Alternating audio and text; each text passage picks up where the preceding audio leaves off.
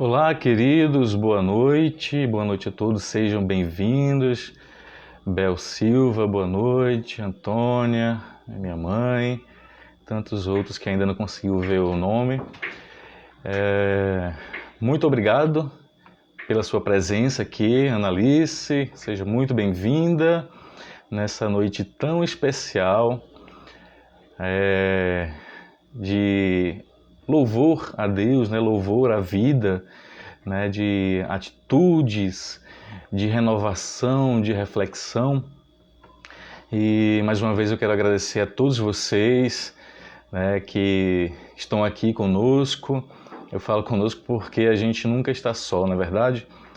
E eu quero até saber de vocês, me deem um feedback se o áudio está chegando legal aí para vocês. Se não tiver, eu falo um pouco mais alto, tá bom? Então, muito bom, Patrícia, minha mana, seja muito bem-vinda. Meus queridos, hoje eu vou fazer algo diferente, começar de forma diferente, na verdade, com o que eu sempre fiz, né, durante minha trajetória espírita, que foi a música. Então, eu quero iniciar essa noite com uma canção para que a gente vibre, porque a música ela faz vibrar na alma e a gente consegue sentir Deus presente em nós, né, através das melodias, porque a música ela tem esse poder de tocar o coração da gente, de fazer com que a gente vá lá dentro e reflita. Tá certo? Então, Claudeci, boa noite, seja bem-vinda também. Muito obrigado. Então vamos lá. Eu vou trazer inicialmente uma canção antes da gente fazer a nossa prece. Uma canção chamada Vida e o Tempo. Porque são coisas que... São duas coisas que se conectam, né? A vida, a nossa vida e o tempo que utilizamos nela, seja de forma certeira, boa, equilibrada ou às vezes até equivocada, mas que depois nos reorganizamos e nos refazemos na vida.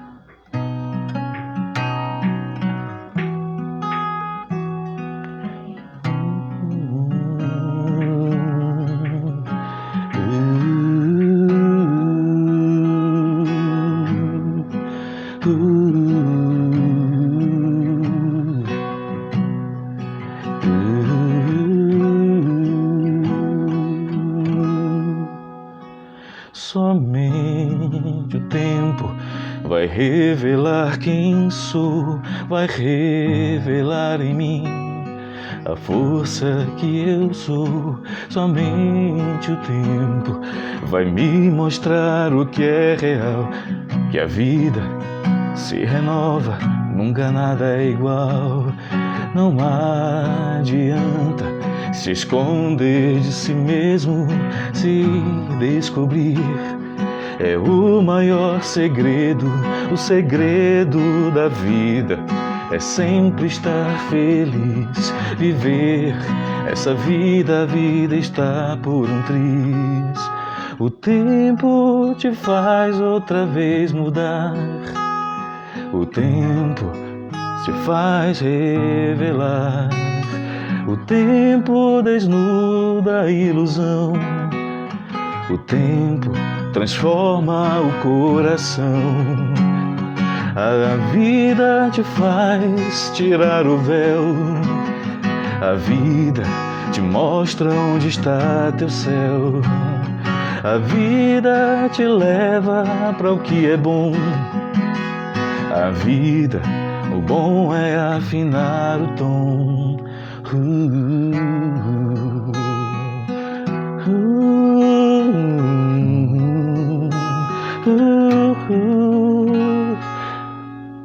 Somente o tempo vai revelar quem sou, vai revelar em mim a força que eu sou. Somente o tempo vai me mostrar o que é real, que a vida se renova, nunca nada é igual. Não adianta se esconder de si mesmo, se descobrir. é o maior segredo, o segredo da vida. É sempre estar feliz, viver essa vida, a vida está por um triz. O tempo te faz outra vez mudar, o tempo se faz revelar, o tempo desnuda a ilusão, o tempo transforma o coração. A vida te faz tirar o véu, na vida te mostra onde está teu céu. A vida te leva ao que é bom, na vida o bom é afinar o tom.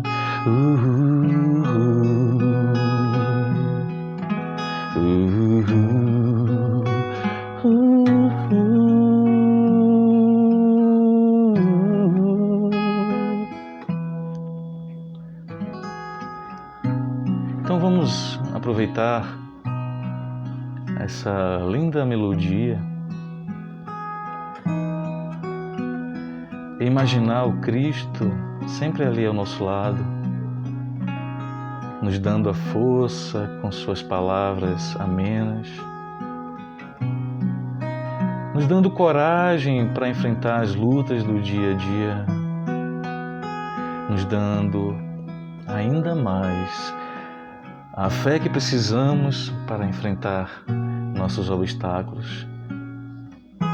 Que possamos ser desnudos da alma, que possamos ter o coração aberto para que o Cristo possa penetrar de forma suave em nosso coração e que possamos ser espíritos amenos, espíritos apaziguadores, espíritos da paz. Que assim seja.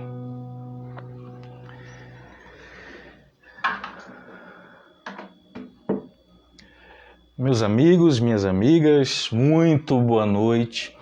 Depois dessa canção, desta oração em que nos religamos a Deus, e quanto é bom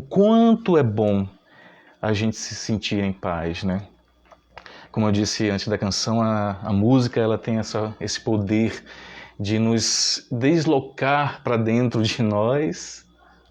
Veja que interessante, né? Nos deslocar para dentro de nós. Ou seja, é ter a visão além daquilo que percebemos quando estamos aqui dentro. O que eu quero dizer, quando estamos em busca do nosso crescimento espiritual, do nosso reconhecimento enquanto espíritos, enquanto seres humanos, e assim a gente sai em busca da nossa felicidade, né? E antes de mais nada, eu queria agradecer mais uma vez pelo convite. Eu peço 1000 perdões porque era para eu estar domingo passado com vocês e não pude estar, né, por questões físicas. Fui acometido aí por... Meu corpo ficou um pouco debilitado, acho que um pouco de náusea, mas a semana se passou, fui me recuperando e graças a Deus o corpo voltou ao normal e me permitiu voltar a realizar os trabalhos, né? Infelizmente eu tive que cancelar 2 compromissos a semana passada, uma live artística e a palestra que seria com vocês a semana passada. E graças a Deus, com a permissão do Cristo, aqui estou para a gente conversar um pouco. Né? E o que é que a gente vai falar essa noite? Né? Qual o tema que a gente vai buscar, qual o tema que a gente vai achar hoje aqui? Esse tema, ele está baseado no capítulo 25 de O Evangelho segundo o Espiritismo, Buscai e achareis. Quando a gente fala em busca e achar, a gente nos remete, essas 2 palavras, buscai e achareis, nos remete a uma postura um tanto quanto ativa, ou posso dizer assim, um tanto quanto proativa da vida, né? quando a gente pede algo a Deus, nós tentamos angariar algo que seja bom para a gente. Na nossa concepção momentânea, nós entendemos que aquilo que vamos pedir a Deus seja algo de bom. Mas será que esse algo de bom sempre é bom para a gente? Será que na visão de Deus, na visão do Cristo, aquilo ao qual a gente está pedindo é realmente necessário? Será que o supérfluo não está ali rondando? Será que ainda não estamos percebendo as questões supérfluas ainda na nossa vida? Então a gente vai trilhar hoje um pouco sobre uma leitura de proatividade, de entendimento daquilo que é buscar e achar. Mas antes disso a gente vai voltar um pouco lá na história primitiva da humanidade, né, que vai falar um pouco da questão da evolução do comportamento e a inteligência da humanidade, né? O homem primitivo, ele vivia única e exclusivamente para a sua sobrevivência. Ele precisava sair para caçar, ele precisava se defender daqueles animais monstruosos, né, os dinossauros. O homem das cavernas precisava montar a sua estrutura de sobrevivência para que ele pudesse continuar e dar continuidade à sua vida. O homem, em busca da sua sobrevivência, ele mata, ele caça para se alimentar os seus, e devido à sua necessidade, o homem desenvolve outras particularidades com o tempo, que vem a agricultura, que vem a descoberta do próprio fogo, né? Vem as descobertas de ferramentas que vão facilitar o progresso e a inteligência daquele homem primitivo. E devido à sua necessidade, ele começa a desenvolver a sua inteligência através do trabalho. O trabalho o proporciona a esse feito de descobrir-se inteligente, mas ainda não tão quanto satisfatório para a sua plena, vamos dizer assim, sua plena sobrevivência. E a partir daí, esse mesmo homem, através dos tempos, vem crescendo, evoluindo, buscando através do trabalho e do progresso, e sua necessidade faz com que ele busque criar novas possibilidades e novas descobertas. Então se descobre a roda, se descobre a máquina a vapor, criam-se carros, criam-se aeronaves, criam-se ciências que vão descobrir tal ou qual coisa para que a humanidade cresça em inteligência, o seu progresso venha de forma efetiva. E em O Livro dos Espíritos, Kardec pergunta na questão 365, pergunta aos espíritos: por que é que alguns homens muito inteligentes, o que constitui indício de superioridade, são ao mesmo tempo profundamente viciosos? Ou seja, o homem, ele na sua trajetória, ele desenvolve a sua inteligência, ele cresce nos aspectos materiais, mas mantém ainda os seus ciclos viciosos, né? E aí o Espírito da Verdade responde, que os espíritos encarnados nesses homens ainda não são bastante puros, e por isso cedem à influência de espíritos piores do que eles. Ponto. O espírito progride numa marcha ascendente insensível, mas o progresso não se efetua simultaneamente em todos os sentidos, ou seja, o crescimento intelectual e o moral. Num período, ele pode avançar em ciência, no outro, em moralidade. Só que a gente sabe que a humanidade, ela buscou crescer fortemente na questão intelectual. Né? A gente pode dizer assim, mas a humanidade não cresceu moralmente? Sim, cresceu sim. Se a gente for em busca da história da humanidade primitiva até os dias atuais, a gente vai enxergar o quanto esse homem me refiro à humanidade,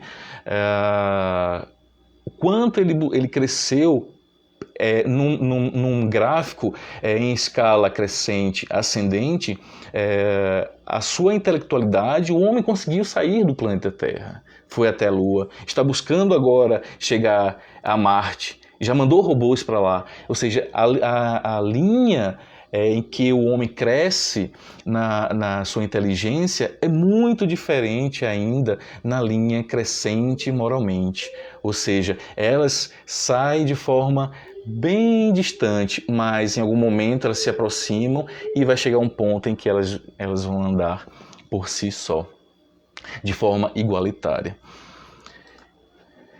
E aí, um dos primeiros itens do capítulo 25 em um Evangelho segundo o Espiritismo, está lá: ajuda-te a ti mesmo, que o céu te ajudará. Pedi e se vos dará. Buscai e achareis.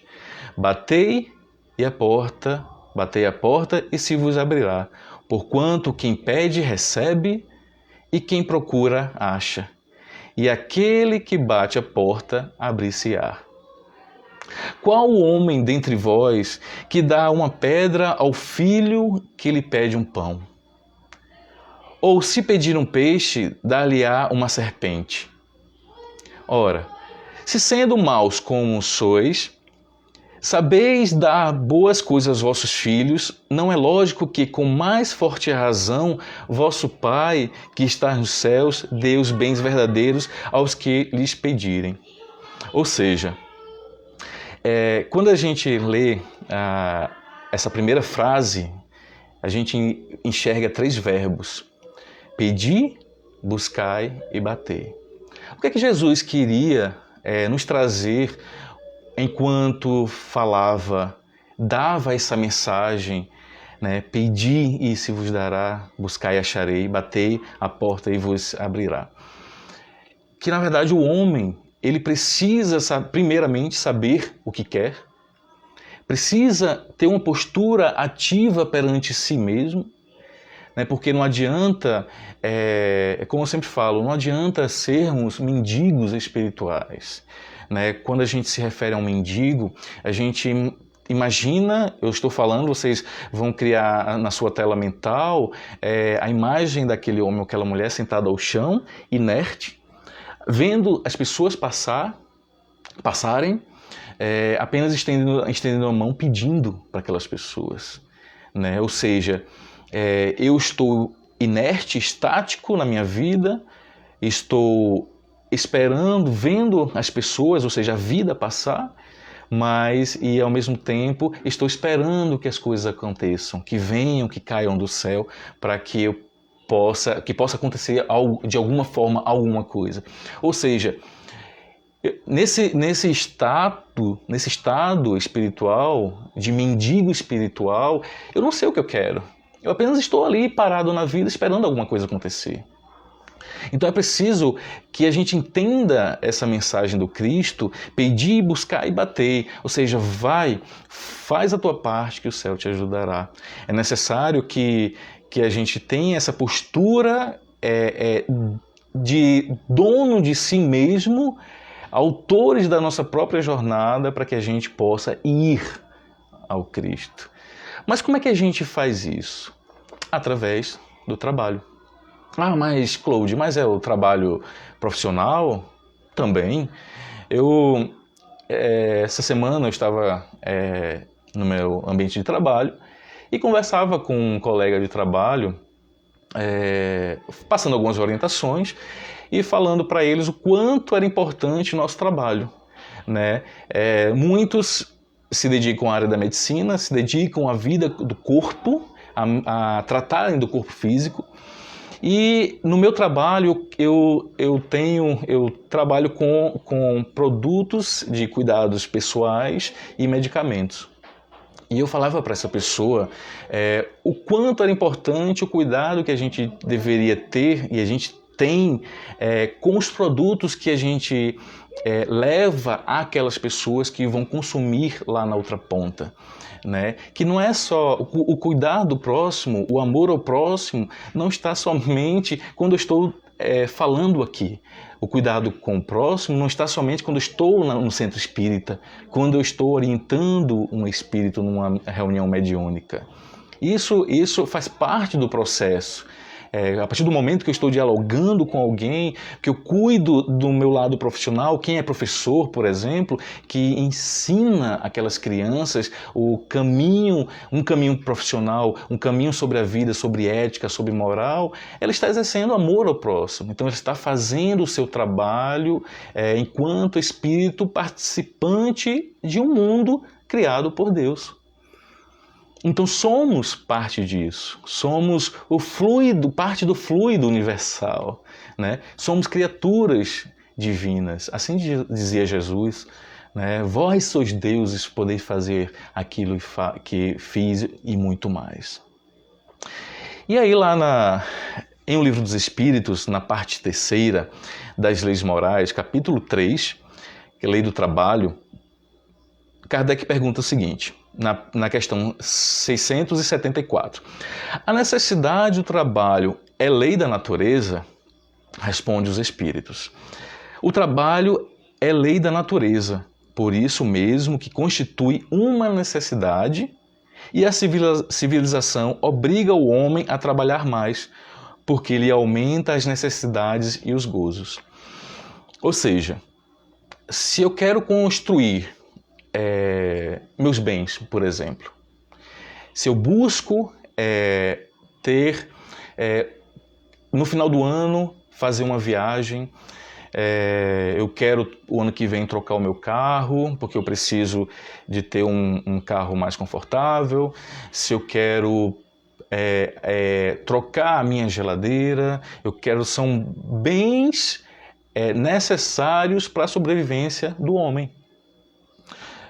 Então eu preciso trabalhar, eu preciso angariar recursos financeiros para que eu possa constituir aquele meu ideal, que é ter o meu carro novo, ir para uma casa melhor, comprar minha geladeira, fazer a minha viagem. Então eu preciso construir ao longo de um tempo, juntar recursos. E como é que eu vou construir esses recursos? Através da minha inteligência. É necessário que eu me prepare, é necessário que eu vá à escola, eu saiba ler, eu saiba escrever, eu saiba buscar ter conhecimentos profissionais para que eu angarie todos esses recursos. Isso faz parte do processo. E é o trabalho, como diz os espíritos, o trabalho que faz com que o homem desenvolva a sua inteligência. E na pergunta 676, Kardec continua. Por que o trabalho se impõe ao homem? Por ser uma consequência de sua natureza corpórea.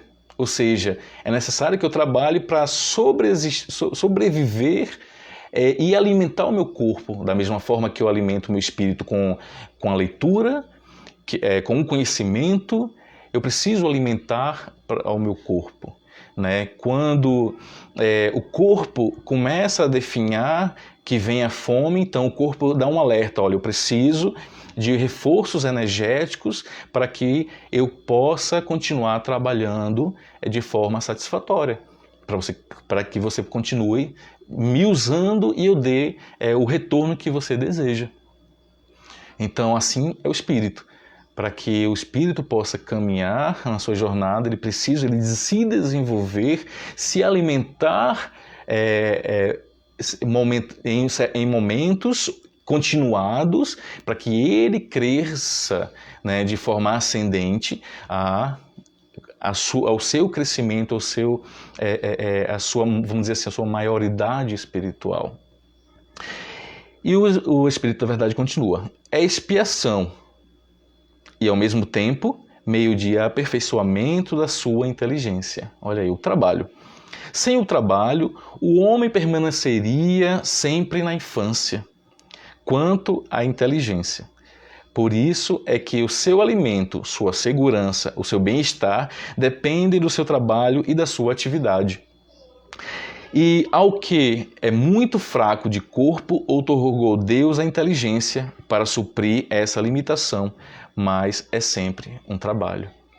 Ou seja, o homem necessita do trabalho para para alimentar-se, alimentar os seus, manter a sua segurança, ou seja, são as necessidades. Quem é administrador sabe lá da pirâmide de Maslow, né, quando ele compõe as necessidades do homem, né, os seus desejos, aquilo que ele busca como emocionalmente, materialmente falando também.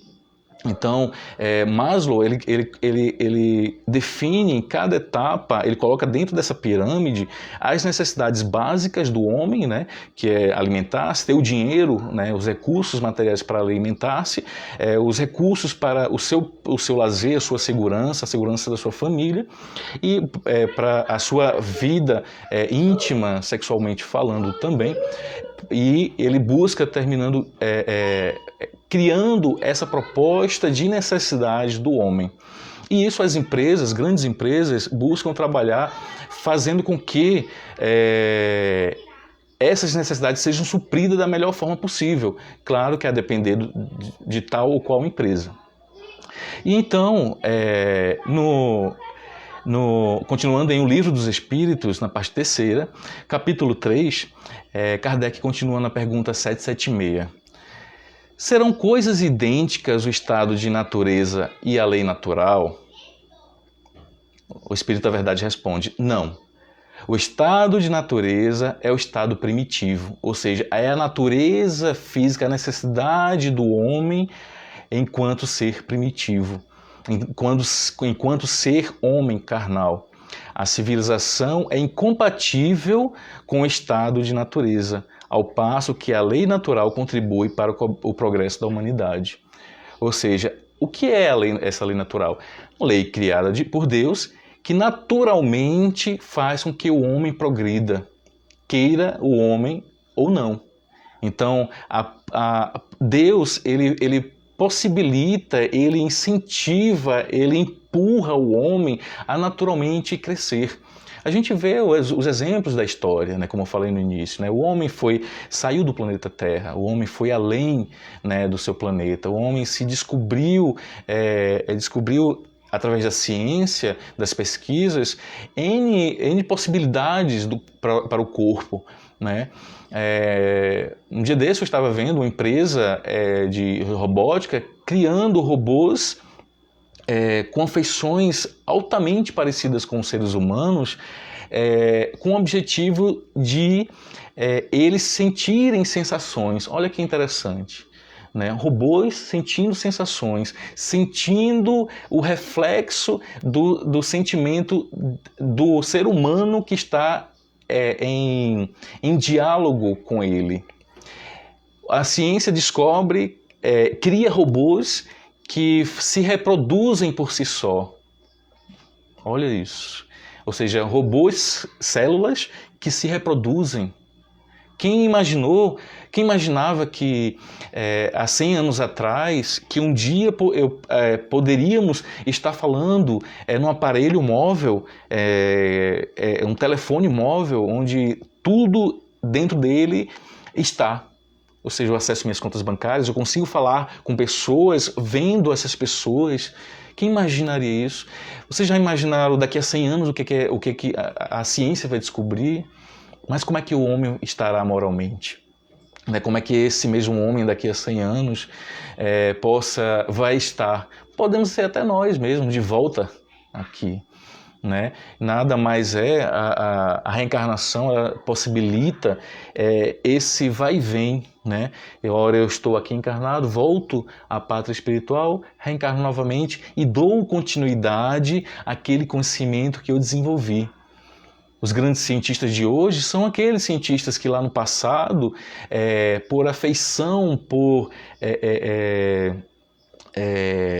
eu posso dizer, alinhamento com a sua necessidade, buscaram a ciência para descobrir coisas novas. E esse mesmo espírito retorna através da reencarnação para trazer de volta os conhecimentos que eles adquiriram aqui, continuaram no mundo espiritual e vão agora trazer de volta os conhecimentos para melhorar, para fazer o progresso da humanidade, né? E a gente continua lá no capítulo 7 agora, na parte terceira, também no Livro dos Espíritos, onde Kardec, na questão 780, pergunta o seguinte: o progresso moral acompanha sempre o progresso intelectual? Aí responde os Espíritos, decorre deste, ou seja, o moral decorre do intelectual, mas nem sempre o segue imediatamente. E a questão A dessa mesma questão 780, Kardec continua: como pode o progresso intelectual engendrar o progresso moral? E aí os espíritos respondem: fazendo compreensíveis o bem e o mal. O homem, desde então, pode escolher. Olha, o livre-arbítrio.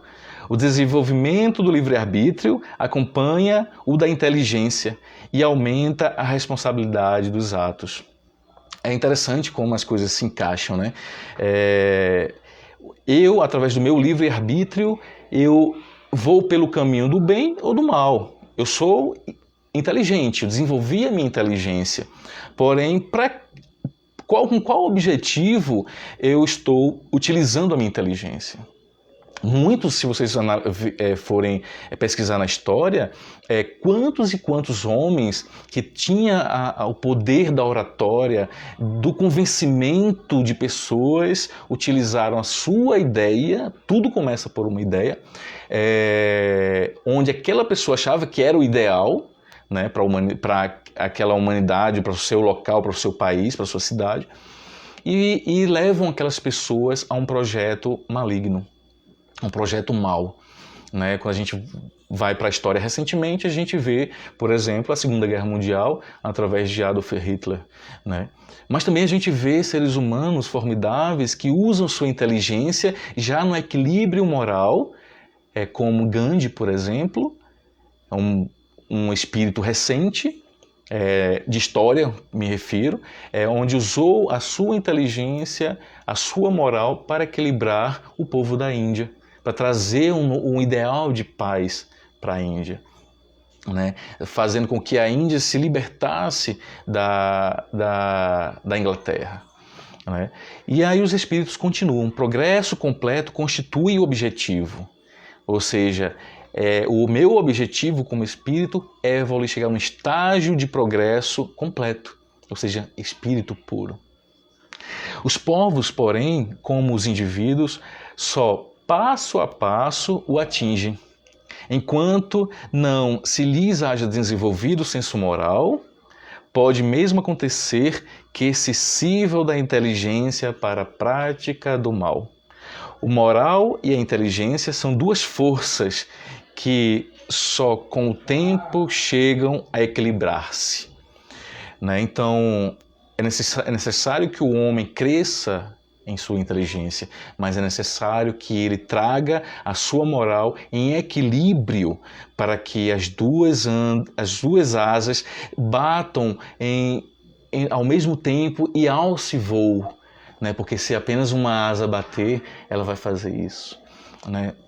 Então é necessário que o homem busque, através do trabalho, o progresso, busque, através do dedicar-se ao esforço físico, claro que ele tendo a possibilidade do descanso para recompor as suas energias, mas é que ele busque, né, ele não se deixe definhar, né? E quando a gente traz para a questão, esse exemplo, para a questão moral, ele também não se deixe definhar como espírito.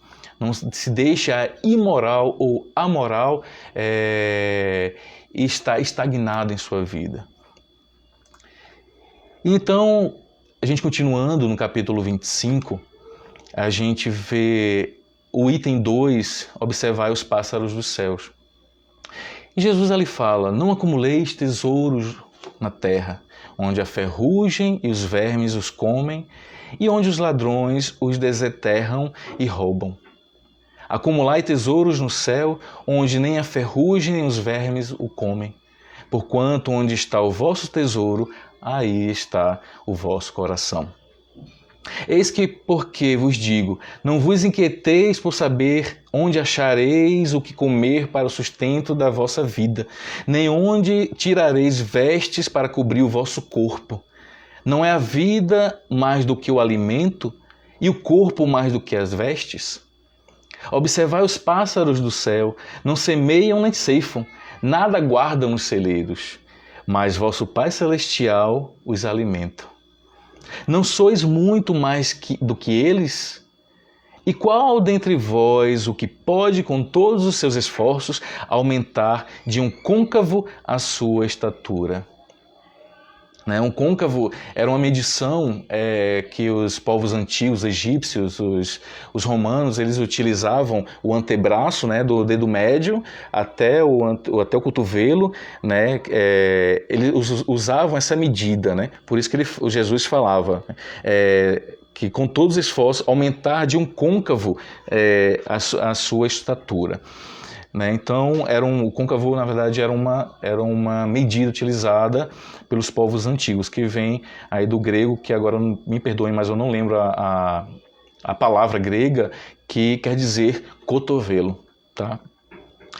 E aí continua Jesus: por que também vós inquietais pelo vestuário? Observai como crescem os lírios no campo, não trabalham nem fiam. Entretanto, eu vos declaro que nem Salomão, em toda a sua glória, jamais se vestiu como um deles. Ora, se Deus tem o cuidado de vestir dessa maneira a erva dos campos, que existe hoje e amanhã será lançada na fornalha, quanto maior cuidado não terá em vos vestir, ó homens de pouca fé. Não vos inquieteis, pois dizendo: que comeremos? Ou o que beberemos? Ou de que nos vestiremos? Como fazem os pagãos que andam à procura de todas essas coisas, porque vosso Pai sabe que tendes necessidades delas? Buscai primeiramente o reino de Deus, e seja a sua justiça, que todas essas coisas vos serão dadas de acréscimo. Assim, pois, não vos ponhais inquietos pelo dia de amanhã, porquanto o amanhã cuidará de si. A cada dia basta o seu mal. Isso está lá em Mateus, no capítulo 6, versículo 19 a 21 e 25 a 34.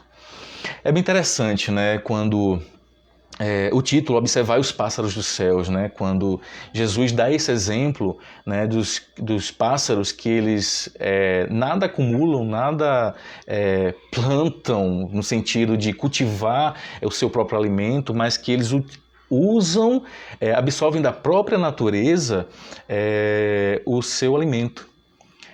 Tanto que quando a gente vê a natureza é incrível, Quantos aqueles pássaros que saem de um local, até às vezes de um país a outro, em busca do verão ou de uma outra estação, onde eles identificam onde está o alimento necessário para aquela temporada.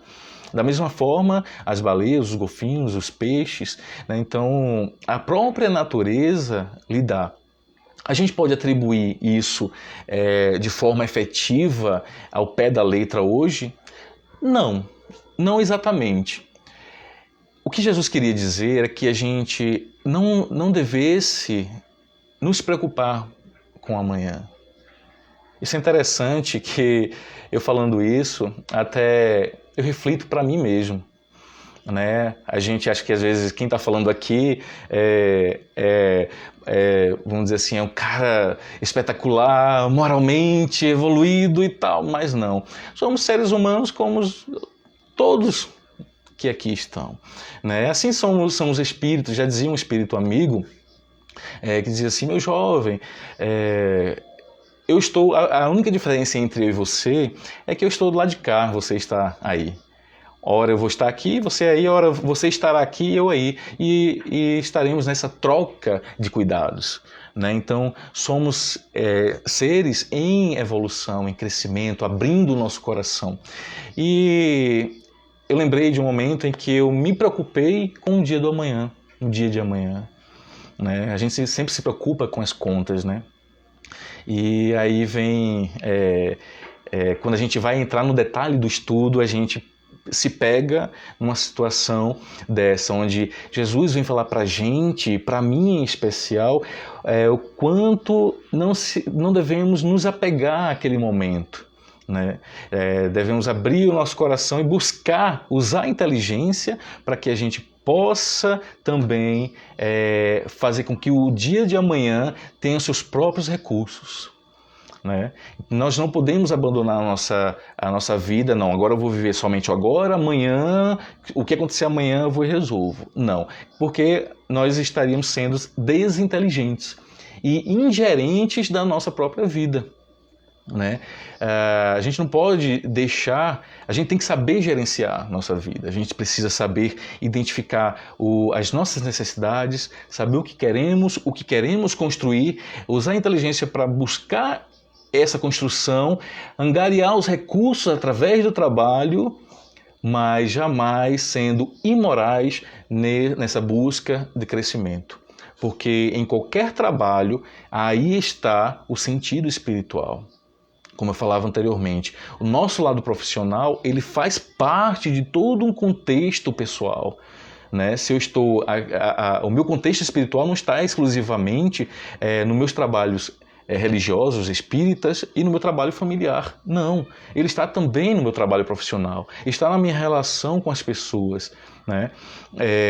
O que eu preciso é estar equilibrado para que isso se desenvolva da melhor forma possível, né? E aí Jesus fala que Deus sabe exatamente aquilo que necessitamos, né? Muitas vezes nos questionamos por que não temos isto, por que não temos aquilo, mas fulano que não é tão bom ao nosso conceito tem de forma tão fácil, né? E aí a gente para refletir. Nós como credores da reencarnação, como sabedores e conhecedores do processo reencarnatório, que o espírito ora está aqui, ele vai e ele volta. De repente, alguém que recebeu uma herança, por exemplo, foi um espírito que construiu aquela herança, deixou para os seus herdeiros e lá na frente ele volta como, sei lá, como bisneto, tataraneto, daquele mesmo homem que era um outro corpo, mas o mesmo espírito, né? Então, ou pessoas que usam a inteligência e constroem as suas questões materiais, né? Mas não deveis acumular tesouros na terra. E agora, né? O homem, ele tem o seu livre-arbítrio.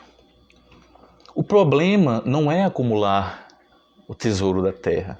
O problema é o tesouro da terra está ali fazendo escravo dele mesmo? Né? Será que aquilo que estamos construindo está nos amarrando, nos acorrentando como escravos do tesouro?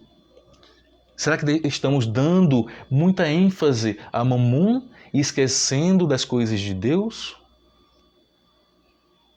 Isso é uma reflexão para que a gente possa parar e retomar o nosso pensamento enquanto a isso. Mas temos a necessidade das questões materiais. Eu preciso do meu carro para me locomover, eu preciso do meu teto para me dar moradia, eu ter um conforto, eu preciso ter o prazer de usufruir aquilo que Deus nos deu, que é o mundo, né? Então, se eu não tenho uma possibilidade financeira de fazer uma determinada viagem que eu tanto buscava, paciência, né? Se eu não consigo crescer financeiramente, paciência, eu só não posso me revoltar contra isso, mas que sejamos bons administradores das coisas de Deus.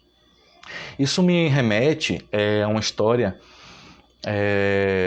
de de uma pessoa que me contou essa história, eu me refiro ao quanto podemos nos apegar ou desapegar das questões materiais.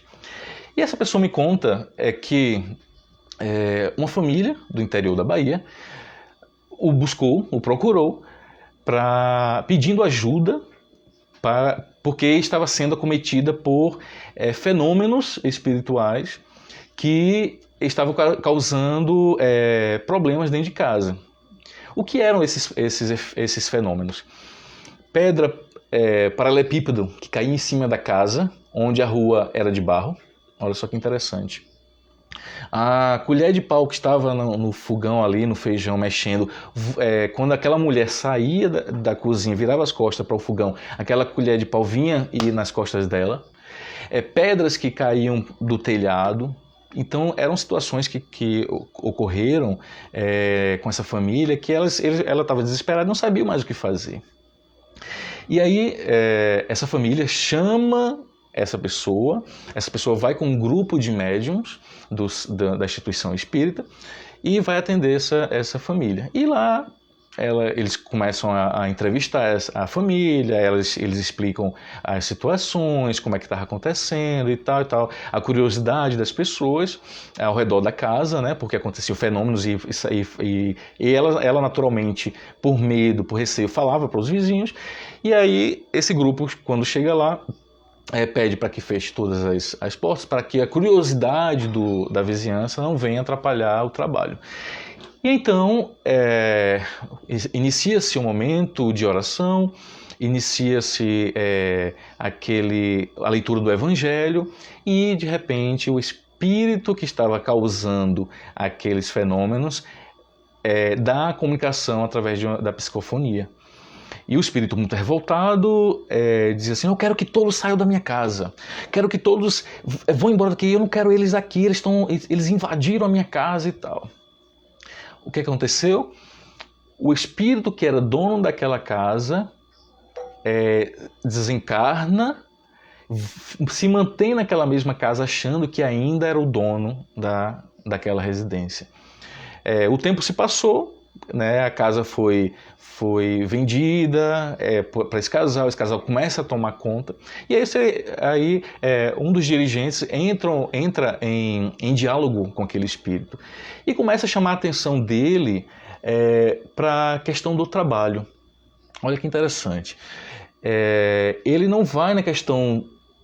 O dialogador não vai na conversa com o espírito, falando: não, você agora é um espírito que não precisa mais da matéria, que não sei o que, não sei o que. Você imagina você ter em si a posse material ainda, mesmo desencarnado, sem saber que estava desencarnado, mas a posse daquele bem material.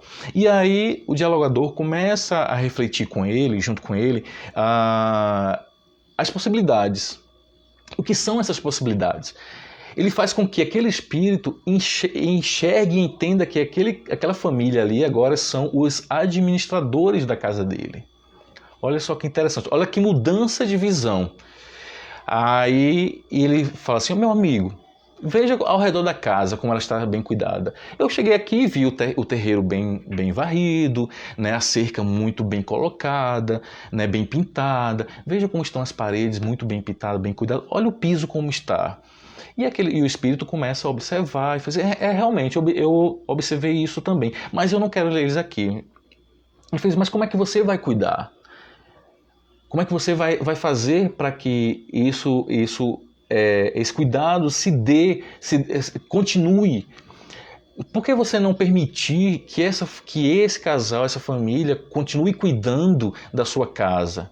Para você usufruir da melhor forma, eles vão manter a casa intacta, as paredes bem pintadas, né? Ela fez: eu já percebi algumas coisas estranhas porque eu não consigo falar com eles, eu falo, mas na verdade eles não me escutam, e etc e tal.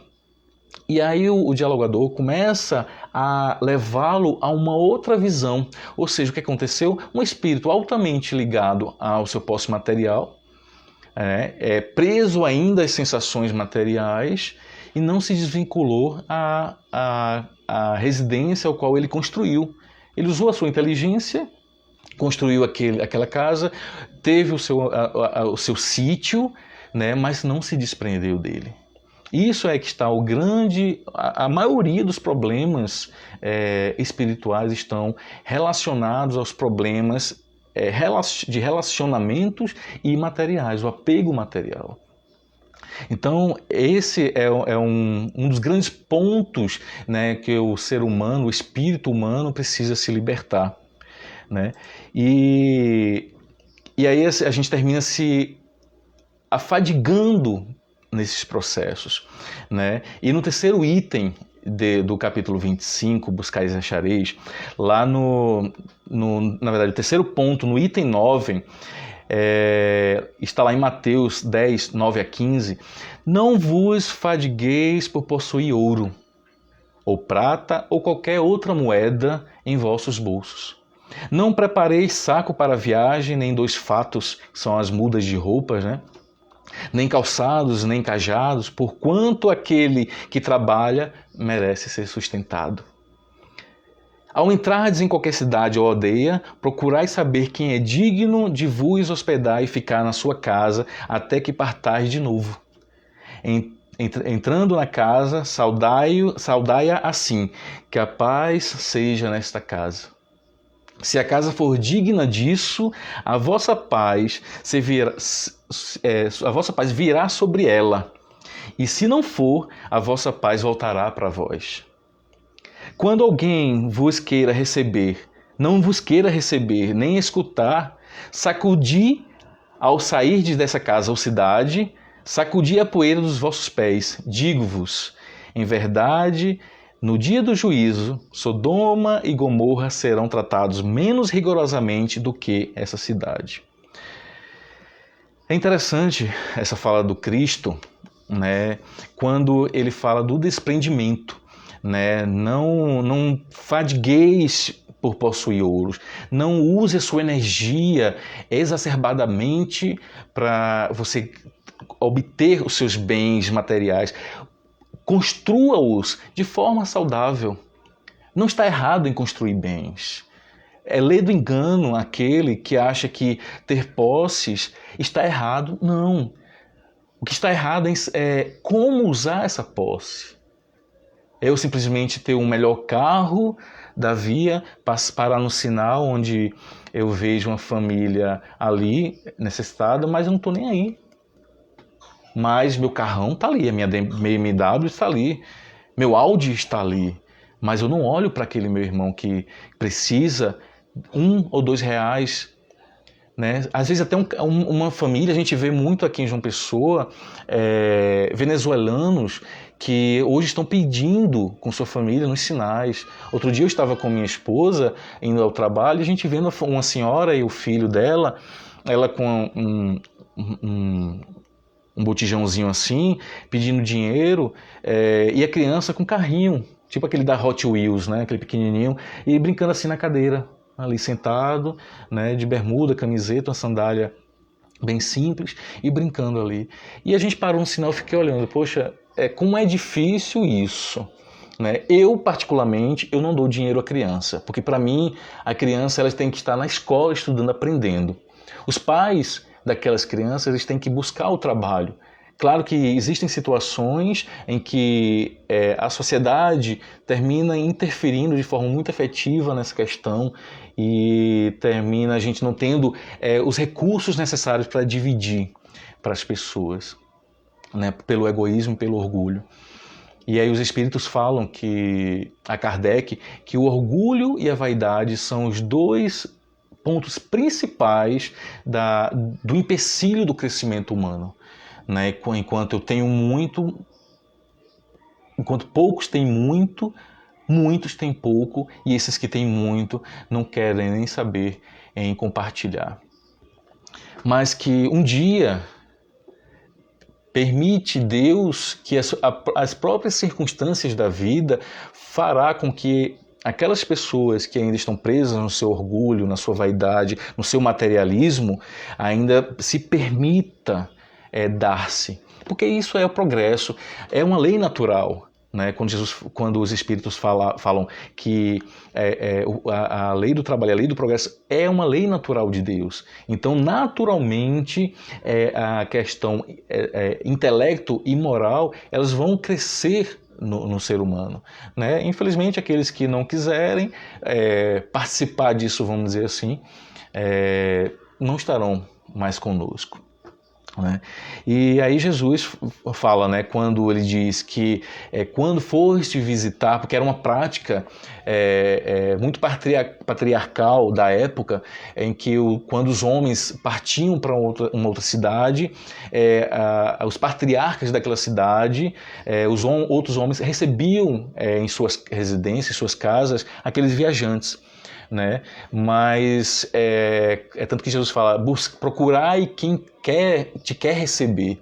Aqueles que não, apenas o abençoa, né? Apenas levanta a poeira do escárnio, tira a poeira do desmerecimento, né? Quantas pessoas a gente encontra na vida que realmente nos desmerecem, né? Fazem com que não sejamos bem-quistos, não sejamos bem-vindos. Nós estamos arrodeados, às vezes até na nossa própria família, às vezes o entendimento do nosso familiar, às vezes é equivocado para com as nossas posturas, né? Mas cada pessoa, cada ser humano é individual e se cresce de forma individual, né, nas suas limitações, às vezes desenvolve a moral de forma mais lenta, outros mais rápido. Por isso que algumas civilizações no planeta, algumas são mais desenvolvidas intelectualmente, outras não, outras mais moralmente, outras não. E assim a humanidade vai se equilibrando até um dia andarem juntas no mesmo aspecto. E o que é a providência divina diante de tudo isso? É a solicitude de Deus para com suas criaturas. Ele está em toda parte, tudo vê, a tudo preside, mesmo as coisas mais mínimas. E é nisto que consiste a ação providencial. Muitas vezes achamos que Deus não se envolve com as coisas pequenas. Ora, falamos que somos a imagem e semelhança de Deus. Se somos a imagem e semelhança de Deus, Deus deve ser péssimo, né? Mas na verdade não. Quando Jesus fala que vós sois deuses, ele quer dizer que nós somos parte da criação. Nós somos co-criadores, fazemos parte de um núcleo espiritual, energético, fluídico, somos parte do fluido cósmico universal, somos parte desse algo que está rodeado aqui, que leva o meu som através do ar para todos, né, que faz com que minha energia chegue até vocês, que fique impregnado na minha casa. Quando estamos desequilibrados emocionalmente, espiritualmente, nós impregnamos na nossa casa substâncias que que vêm trazer problemas, vêm trazer às vezes até uma doença. Se a gente for estudar magnetismo, a gente vai entender o quantas energias magnéticas estão envoltas de nós, né? Então, Deus, nas mínimas coisas, Ele está presente. Mas seja na atitude de alguém, né, que chega para nos ajudar, seja no próprio desenvolver-se na vida, Deus ali está presente. Seja até nos problemas também, que faz com que nós reflitamos e sigamos na nossa jornada, né? E para finalizar, meus amigos, eu queria trazer uma poesia de Cassimiro Cunha chamado A Vitória. Ele diz o seguinte, é uma psicografia através de Francisco Xavier, agora eu não lembro o livro, mas ele diz o seguinte, A Vitória. Pedes mapas e instruções para o caminho a trilhar, entretanto, onde estiveres, o roteiro é trabalhar. Escalas montes espinhosos no desejo de avançar, a pedras cerrando a frente, a mudança é trabalhar. Alegas tédio invencível da cabeça ao calcanhar, mas todo enfado se extingue, a fórmula é trabalhar. Lamentas incompreensões no seio do próprio lar, Toda mágoa foge e cessa, o recurso é trabalhar. Dizes notar tentações na ideia, no chão, no ar, mas hoje pode ser livre. A defesa é trabalhar. Transportas na alma intranquila a dor de antigo pensar. Qualquer aflição tem cura, o remédio é trabalhar. Acusas-te perseguido, afirma-te sem lugar, renova-te e ser feliz. A melhora é trabalhar. Problemas são sempre muitos, não te ponhas a indagar. A vida responde certo, o preceito é trabalhar. O próprio Cristo na cruz, a sofrer e desculpar, ensina que em toda luta a vida é trabalhar. Então, meus queridos, minhas queridas, o segredo de tudo é o trabalho. É dedicar-se a si mesmo, é dedicar-se ao próximo, é buscar com inteligência crescer intelectualmente e moralmente. Meus queridos, que Deus os abençoe a cada um de vocês. Muito obrigado, Claudeci, pelo convite de poder falar, de poder estudar, de poder crescer, de poder trabalhar. Muito obrigado mesmo. Que entremos em comunhão com Deus através da oração, que busquemos a imagem do Cristo no sentido mais singelo ao nosso coração. Aqui, Senhor, nos entregamos no propósito de ser melhores, no propósito de usar a inteligência para o nosso melhoramento. Permite, Jesus amado, que possamos ser a luz do mundo, o tempero da terra. Permite, Cristo, que possamos ser Cristos em Teu projeto de humanidade. Permite, Senhor, que possamos ser a estrada que os outros irmãos, ainda na obscuridade, encontrem a luz para trilhar. Que possamos ter a fé incondicional em Ti, em Deus, nosso Pai, para que nos momentos mais difíceis não titubeemos nos deslizes da vida. Que possamos, Senhor, ser firmes, ser fortes, ser uno contigo. Nos abençoa, nos ilumina a jornada por mais uma semana. Que Tu